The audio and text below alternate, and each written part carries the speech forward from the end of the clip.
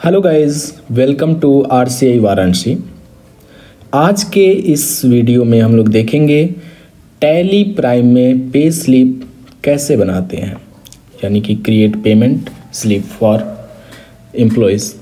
यानी कि आपकी एक कोई कंपनी होगी, उस कंपनी में जो भी आपके यहाँ स्टाफ काम कर रहे हों, उनको हम महीने के लास्ट में या महीने के शुरू में जो पेमेंट देते हैं उसके साथ में उनको एक स्लिप भी बना कर देते हैं उस मंथ का। तो उसको कैसे बनाते हैं वो आज इस वीडियो में हम लोग पूरे अच्छे तरीके से इसको समझेंगे। इस वीडियो को देखने के बाद उम्मीद करता हूँ कि आपको दूसरी वीडियो देखने की ज़रूरत नहीं पड़ेगी।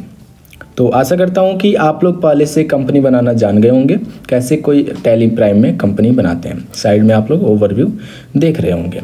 तो सीधे हम लोग चलते हैं अब अपने वाउचर की तरफ।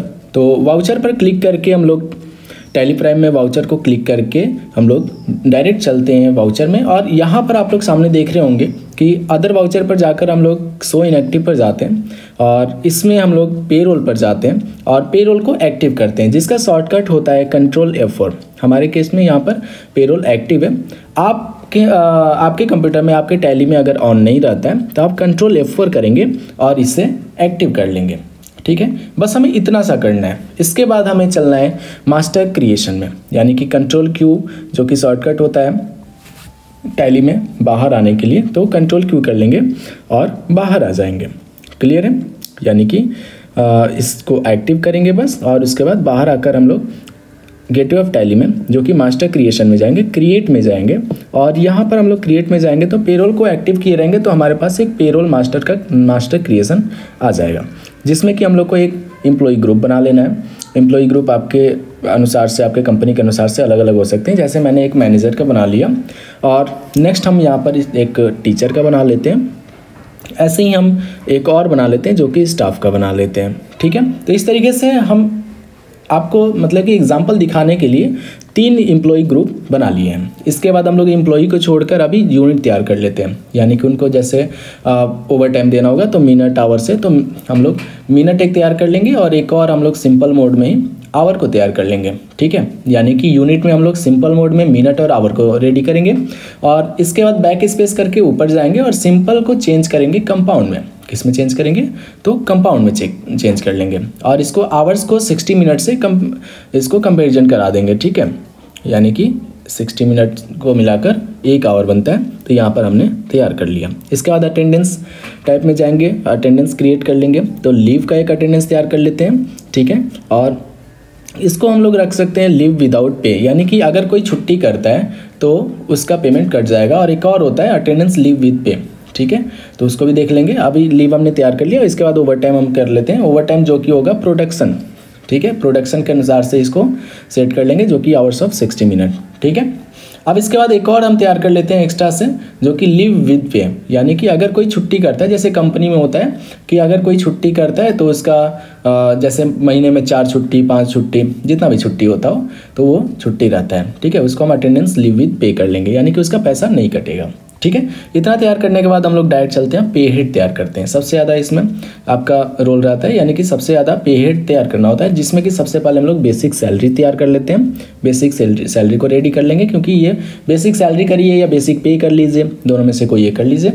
इसके बाद हम लोग इसको सेट करेंगे अर्निंग फॉर एम्प्लॉयज़ पर। ठीक है, फिक्स्ड करेंगे और कंपनी के लिए इनडायरेक्ट एक्सपेंस होगा, यानी कि इनडायरेक्ट खर्चा होता है। ठीक है, और ये कंपनी में जो भी तैयार कर रहा है टैली, आप जो भी अकाउंटेंट है वो इसको यूजर डिफाइन करेगा, यानी कि उसको बताएगा कि इतना इसका सैलरी होना चाहिए। ठीक है, या तो हम जो भी ग्रुप बनाए हों उसमें भी सेट कर सकते हैं। अब दूसरा हम लोग DA तैयार कर लेते हैं, ड्राइंग अलाउंस या DNS अलाउंस जो भी बोल सकते हैं, इसको महंगाई भत्ता बोल सकते हैं। ठीक है, ये भी अर्निंग हो जाता है एम्प्लॉय के लिए और ये भी कंपनी में क्या होता है फिक्स्ड होता है और ये हो जाता है इनडायरेक्ट एक्सपेंस हो जाएगा। इसके बाद इसको हम एज कंप्यूटेड वैल्यू कर लेते हैं। ठीक है, यानी कि इसको हम कर लेते हैं ऑन स्पेसिफाइड फॉर्मूला पर, यानी कि बेसिक सैलरी जितना रहेगा, जैसे मान के चलते हैं कि उसका 10,000 एक लिमिट लगा देते हैं। अगर 10,000 से नीचे रहता है, ठीक है, तो यहाँ पर हम लिख लेते हैं 10,000। ठीक है, यानी 15,000 10,000 जो भी, तो 10,000 हम लिख लेते हैं और इसको एक परसेंटेज दे देते हैं। ठीक है, जो भी आप परसेंटेज देना चाहें वो परसेंटेज यहाँ पर दे सकते हैं। और अमाउंट ग्रेटर देन में कर देंगे, 10,000 से ऊपर रहेगा तो इतना परसेंटेज उसे DA मिल जाएगा। क्लियर है, इतना हम एक्सेप्ट कर लेंगे। ठीक है, ये 2 हमारा सेव हो गया। तीसरा हम लोग TA बना लेते हैं, यानी कि ट्रैवल अलाउंस, ठीक है। यहाँ पर हम टीए बना ले रहे हैं। ये भी हमारा एम्प्लॉयज़ के लिए अर्निंग हो जाएगा। ये भी क्या हो जाएगा, अर्निंग हो जाएगा। ये भी फिक्स रखते हैं, इसको इनडायरेक्ट एक्सपेंस होगा। जितना भी खर्च होगा ये कंपनी का स्टाफ के लिए तो इनडायरेक्ट खर्च में आता है। इसको भी कंप्यूटर वैल्यू कर लेते हैं, ठीक है। ऑन स्पेसिफाइड फॉर्मूला ही कर लेते हैं बेसिक सैलरी के ऊपर ही, ठीक है। इसको भी 10,000 का दे देते हैं, यानी कि अगर 10,000 से सैलरी नीचे रहता है तो उसका इतना परसेंटेज कट जाएगा, ठीक है। वैल्यू भी दे सकते हैं, परसेंटेज भी दे सकते हैं। इसके बाद अगर ग्रेटर रहता है 10,000 से, यानी कि ज़्यादा रहता है 10,000 से, तो उसको इतना परसेंटेज मिल जाएगा। समझ में आ गई इतनी बात। अब इसके बाद हम लोग इसको एक्सेप्ट करके और अब नेक्स्ट बनाते हैं HRA। क्या बनाएंगे, होम रेंट अलाउंस या हाउस रेंट अलाउंस बनाएंगे, यानी कि रहने का खर्च भी आपको कंपनी की तरफ से अगर मिलता है तो उसको यहाँ पर बना लेंगे। ये भी अर्निंग फॉर एम्प्लॉयज़ हो जाएगा, ठीक है। ये भी क्या हो जाएगा, अर्निंग फॉर एम्प्लॉयज़, ये फिक्स्ड रहेगा। और ये भी कंपनी के लिए इनडायरेक्ट खर्च रहेगा, यानी कि इनडायरेक्ट एक्सपेंस रहेगा, ओके। इसके बाद इसको भी कंप्यूटेट कर लेते हैं और इसमें हम एक कुछ वैल्यू दे देते हैं। परसेंटेज दोनों में दे दिया, इसको वैल्यू दे देते हैं। कुछ भी आप कर सकते हैं, परसेंटेज रहेगा अगर परसेंटेज, या वैल्यू कुछ निश्चित रहेगा तो उसको दे सकते हैं, ठीक है। वैल्यू इसमें दे दे रहे हैं, जैसे मान के चलिए इसको 3500 दे दे रहे हैं और 10,000 से ऊपर अगर किसी का सैलरी रहता है तो इसको 5500 दे दे रहे हैं, ठीक है। इतना आपको समझ में आ गई होगी, इसको एक्सेप्ट कर लेंगे। नेक्स्ट हम लोग बनाते हैं यहाँ पर ये बन गया। अब इसके बाद छुट्टी का यानी कि लीव का बना लेते हैं। ये क्या हो जाएगा, डिडक्शन हो जाएगा, ठीक है। डिडक्शन हो जाएगा ये कंपनी का। अब अगर आप लीव करते हैं तो कंपनी का पैसा बचता है, यानी कि इनडायरेक्ट इनकम हो जाएगा। ये क्या हो जाएगा, इनडायरेक्ट इनकम हो जाएगा।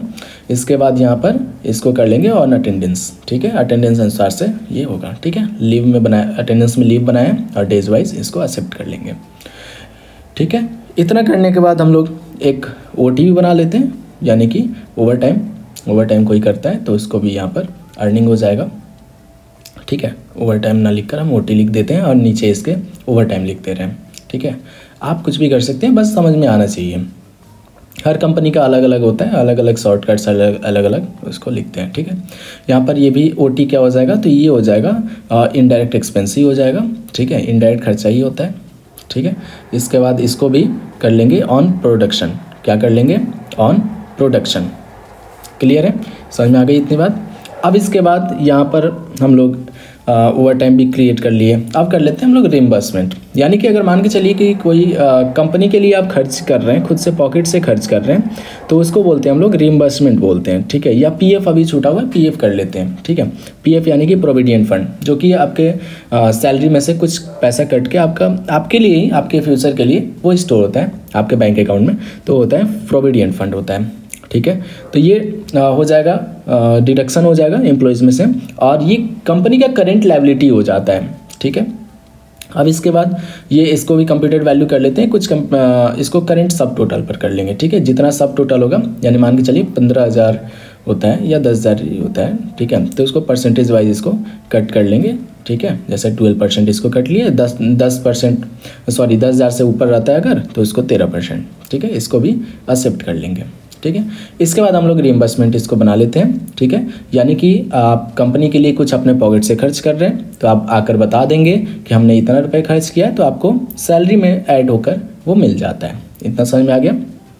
ये भी क्या हो जाएगा, अर्निंग हो जाएगा, ये फिक्स्ड है। और ये भी हो जाएगा इनडायरेक्ट एक्सपेंस हो जाएगा कंपनी का, ठीक है। इनडायरेक्ट एक्सपेंस हो जाएगा, ठीक है। ये वेरिएबल रहेगा, मतलब कि अलग अलग इसमें रहेगा। और इसको कर लेते हैं हम एज यूज़र डिफाइन कर लेते हैं, ठीक है। इसको क्या कर लेते हैं, एज यूज़र डिफाइन कर लेते हैं, क्योंकि यूज़र डिफाइन करेगा ना कि उसका रिइंबर्समेंट मतलब कितना खर्च हुआ है, ठीक है।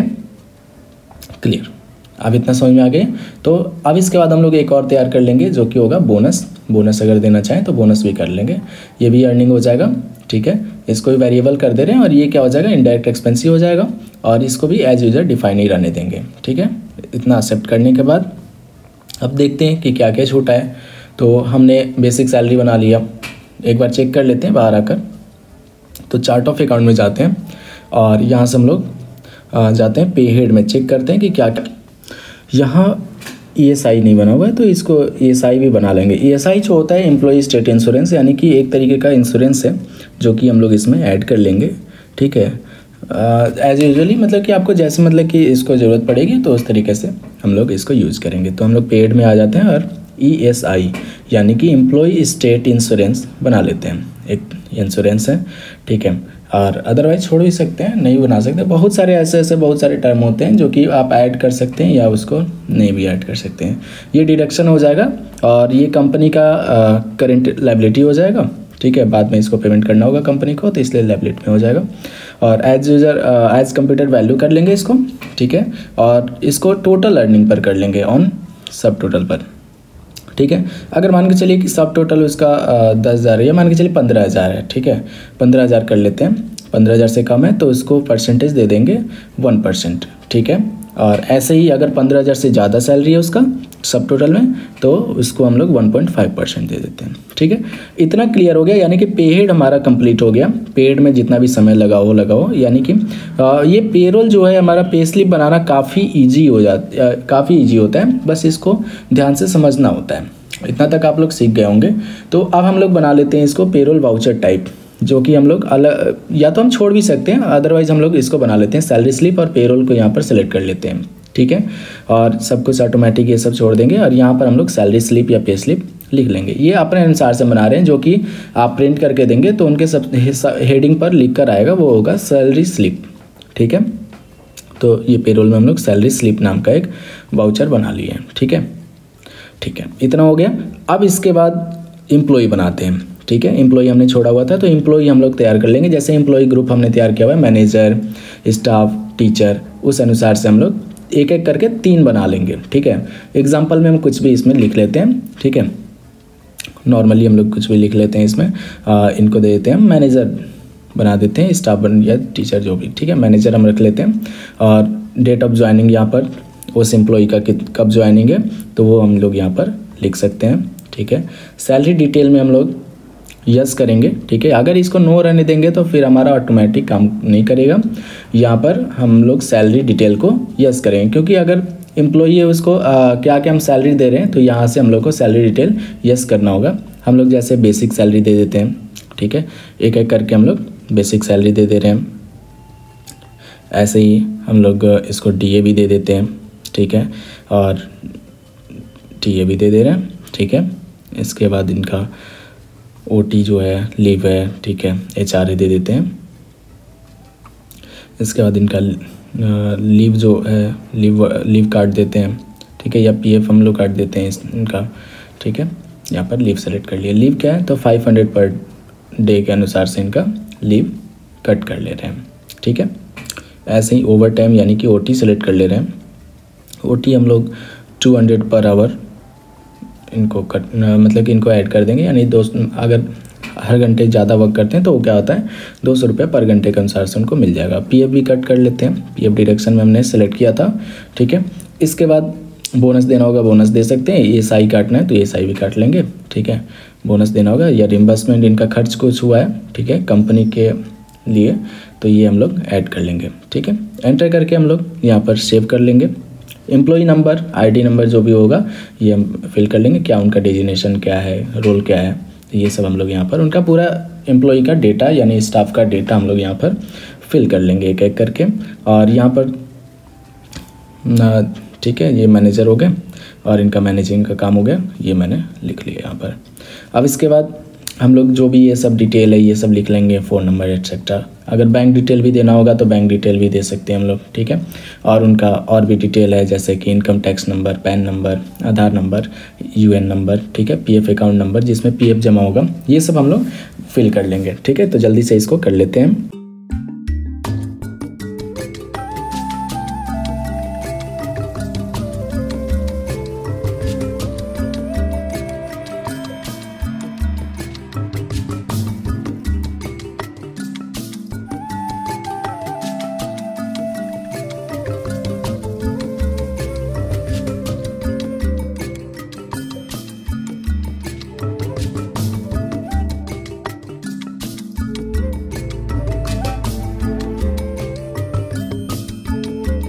इतना करने के बाद हम लोग इसको एक्सेप्ट कर लेंगे और नेक्स्ट हम लोग एक और एम्प्लॉई का बना देते हैं, ठीक है। जैसे कि मैनेजर बना चुके हैं, स्टाफ बना चुके हैं, तो टीचर का भी बाकी है, तो टीचर भी हम लोग यहाँ पर एक बना देते हैं, ठीक है। तो यहाँ पर टीचर भी सिलेक्ट कर लेंगे और वैसे ही हम लोग सब कुछ फिल कर लेंगे जैसे कि फर्स्ट में हम लोग फिल किए थे।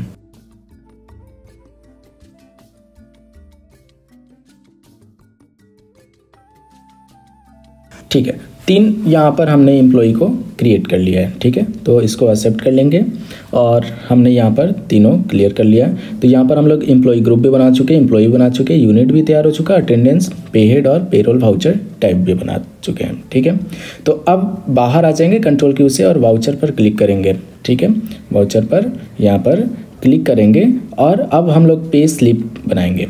ठीक है, तो पे स्लिप बनाने के लिए हम लोग फिर से अदर वाउचर पर जाएंगे और अटेंडेंस वाले बना लेंगे।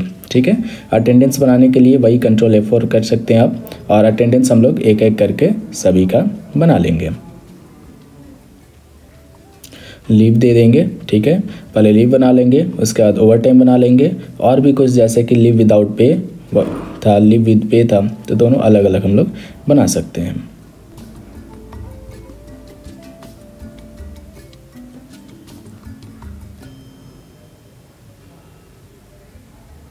हाँ, याद रखिएगा, अगर हम लोग जब एम्प्लॉय बना रहे थे तो डिफाइन सैलरी में अगर हम लोग जो जो ऐड किए रहेंगे वही यहाँ पर आएगा।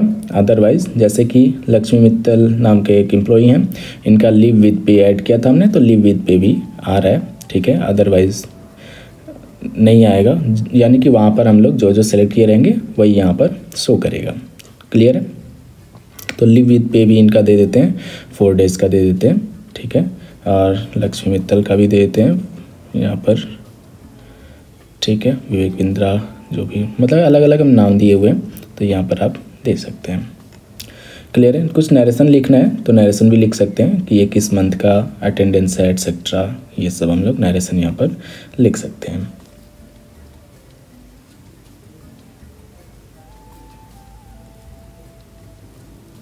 ठीक है, एक्सेप्ट करने के बाद अब हम लोग डायरेक्टली चलेंगे पेरोल में, यानी कि सैलरी स्लिप हमने जो वाउचर टाइप बनाया हुआ है, तो सैलरी स्लिप हम लोग सेलेक्ट करके, और अब यहाँ से थोड़ा सा ध्यान देना होगा कि कैसे हम लोग ऑटोमेटिक इसको फिल करेंगे, क्योंकि सारा का सारा क्रिएशन हम लोग कर चुके हैं।